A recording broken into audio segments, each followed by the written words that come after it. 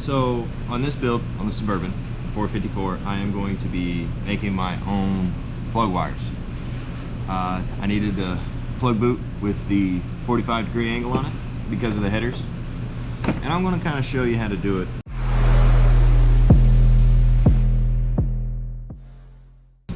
But it's not really difficult. I ordered this kit from Summit. It's 7mm plug wires.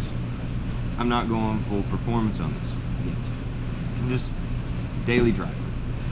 So, with that being said, I have multimeter so I can test the resistance from end to end.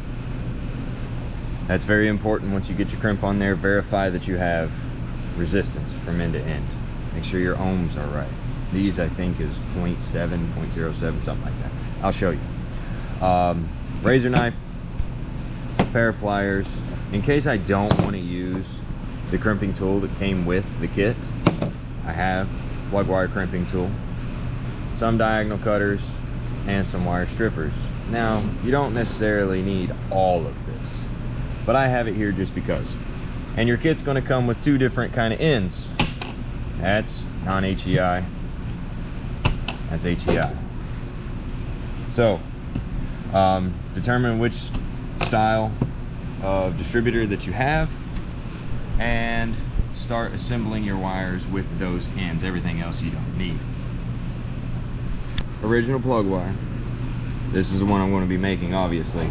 Anytime you're doing plug wires and you're making them yourself, you always want to give yourself a little bit more. So this is how long I need this one essentially. I'm going to give myself an extra inch. Why? I might want to route it a different direction, you know? So I'm going to show you how to use the tool. Now, I ordered these from Summit Racing.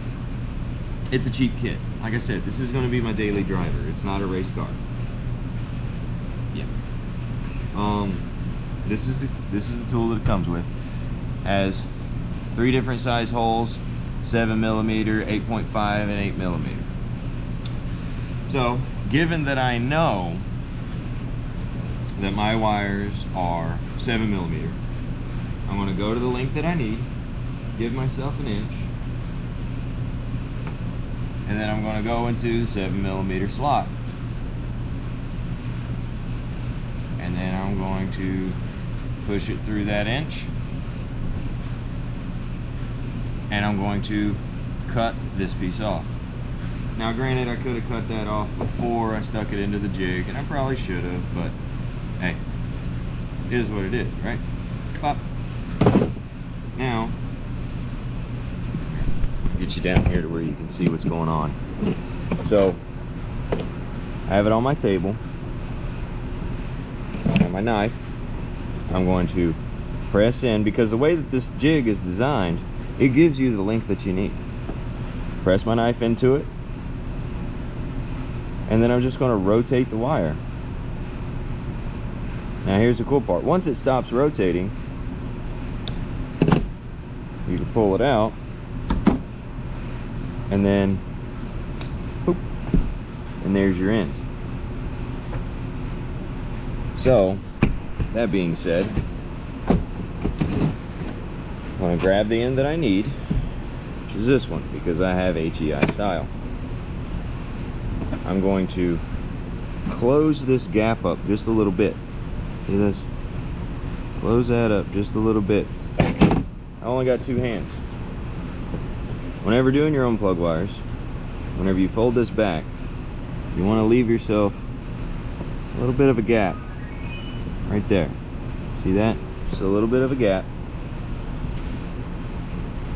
Take your cap, put it in there, and these from Summit has a little notch on here. Focus in, focus. Okay, that notch is right here.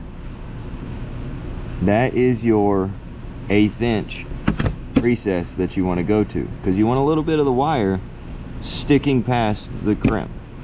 Okay, now take a jig.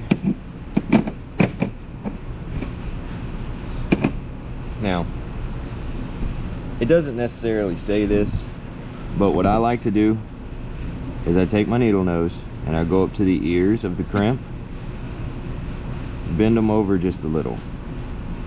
It helps start the crimp inside the tool. See that? It just helps it start. So I'll put my wire back in here, and then we're going to go over to the vise.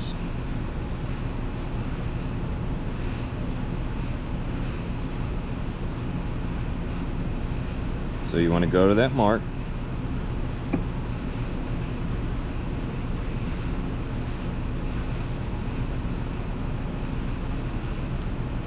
Get it right at the edge. Pull it back to your 3/16 or 1/8 inch, whatever your wire, whatever's recommended for your wire. And then you set it in the jig. Nope, come on now. Just like that. And I still have my gap. You see my gap here? I still have that little bit of a gap. Now, let's go over to the vise. This is just a simple way to do this. I'm going to do all my plug wires over here on my welding table. But let's see, got the vise. So these ears are designed to go onto the vise.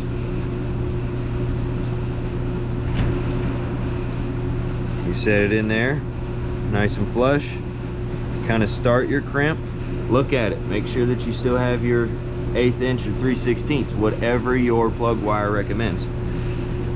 And then you just close the gap. Now, you don't have to beat on it. You don't want to beat on it because you could damage, I call it the armature. It's not the armature, but it's what sends the juices from the distributor through the plug down to your spark plug, giving you spark. And you don't want to damage that. Now that that's done, before you go through the trouble of putting your boot on, because that's fun, we all know that. Take plug wire, take your meter, come down here. Look, can you see the meter? You can't see the meter. So, right there, I am on resistance. See the horseshoe? Resistance. Anyway, take your leads. I want to try to do this one-handed. You go into your boot, and then you go over here to your end. I have resistance. Well, I did. Like I said, there it goes. See that? That means it's going to work. So I can put my boot on and not have to worry about it. After I get my boot on, I will do that again just to verify, you know, trust but verify. Because I want to be able to fire this rig up, you know, first shot, not have to go through, test it all again. Dialect grease. You put it on your spark plug side, and wherever you're doing your boot, put it on your boot. Put it inside your retainer. Electricity, moisture, corrosion, bad. Now for the fun. So now that you got dialect grease on the end of your boot, and you have it on your wire,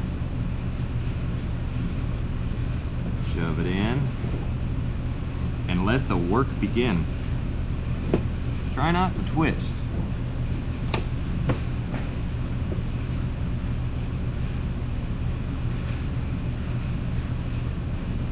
I apply pressure to the very end of my boot. That way I'm not applying any kind of pressure where it's going through. And now I'm all the way through. I mean, you can't see it, but it's there. This one is complete. Now I'm going to test once again, just to verify. Yada yada. What do we have there last time? You remember? Well, we should have about the same thing. Maybe a little bit more because of the grease. Banzai! We're golden. So, this one is complete, ready to go on the truck, and that's exactly where it's going. And now I'm going to move on to my next spark plug, and when I'm back, we'll fire it up. Alright, so I just did my last plug wire. We got them in. I haven't got them routed or anything yet, but that's what they look like with the boots and everything on them. The sleeves, protect it from burning. melting. Yes, I know it's on my steering shaft here, but that's fine. It'll all get tied up and out of the way. Let's see how we did. Let's see. Package. All right, here we go.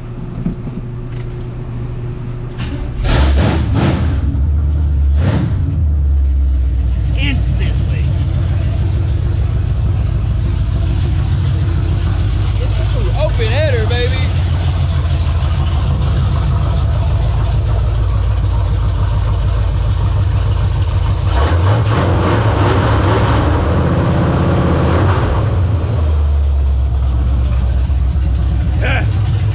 Okay, so that's going to conclude the how-to video on the spark plug wires. I know I kind of veered away from them for many years just because I didn't know how to do it. And then I figured it out, and hey, it's very beneficial. But let me know if you guys like how-to videos. I could do many more. Carburetors, engines, rear ends, no transmissions. I'm not a transmission guy. But let me know what you want to see. Comment below. And as always, thanks for watching. Don't forget to like, comment, subscribe. Turn on the bell, get the notifications whenever I post a new video, and we'll see you on the next episode of Treerow Rescue.